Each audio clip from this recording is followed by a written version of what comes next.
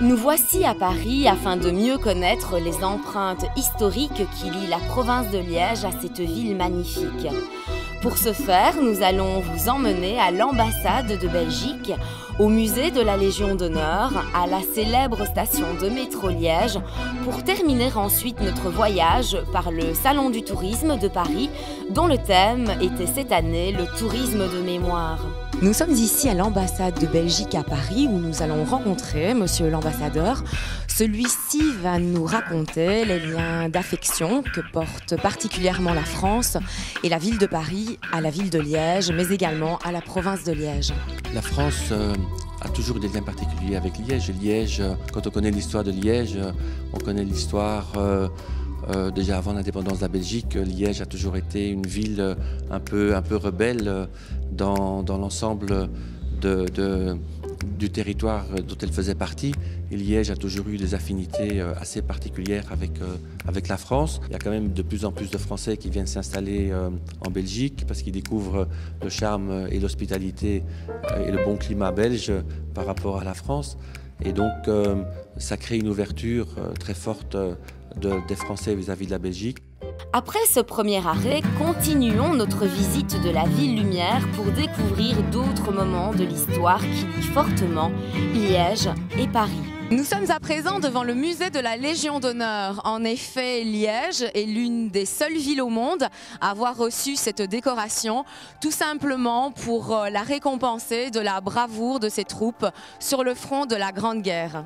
Visite du musée de la Légion d'honneur. Ici, médailles en tout genre, de tout style et de toutes les époques ornent fièrement les vitrines de ce splendide musée.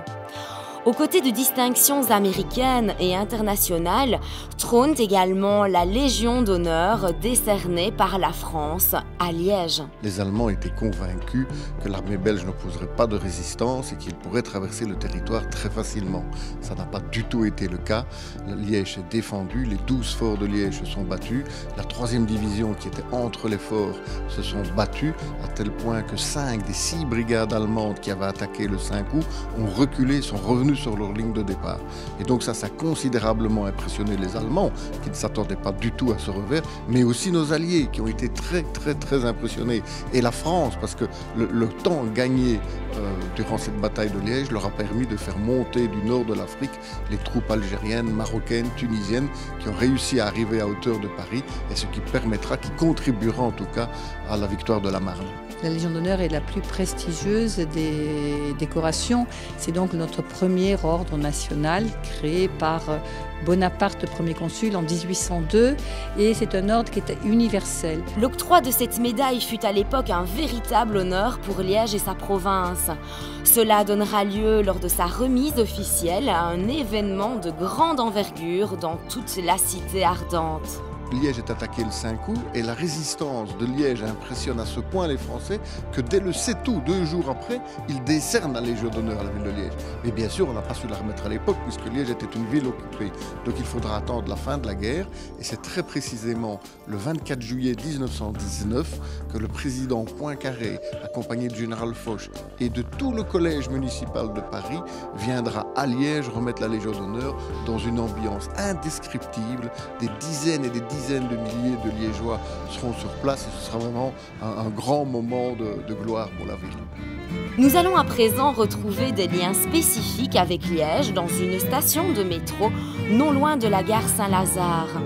L'occasion de ressentir un parfum de cité ardente en plein cœur de la capitale française. Nous sommes à la station de métro Liège, anciennement appelée la station de métro Berlin. Elle fut en 1914 rebaptisée ainsi pour féliciter les troupes de leur bravoure lors de la Grande Guerre. Est-ce que vous pourriez aussi nous parler des œuvres en céramique que l'on retrouve un peu partout dans la station ? Oui, absolument. Donc, c'est de la céramique tout d'abord qui provient de la province de Liège. C'est une artiste liégeoise, Marie-Claire Van Vuckelen, qui l'a réalisée en 1982. Ce sont tous des hauts lieux de la province de Liège. Le perron de la ville de Liège, l'hôtel de ville de Visé, la cascade de Caux, le château de Houé-Gimont, l'hôtel de ville de Verviers. Donc, vraiment des grands lieux de la province de Liège. Dernière étape de notre périple au Salon du tourisme de Paris, où nous allons découvrir un tourisme de mémoire. Une façon de communiquer sur cette partie de l'histoire et de ne pas oublier ces moments héroïques, mais aussi tragiques. Pour cela, la province de Liège a mis en place la Marque Ardennes, un collectif réunissant une offre touristique des territoires du Luxembourg, de France et de Belgique. Ardennes, ça résonne, ça leur rappelle des souvenirs d'école, d'histoire.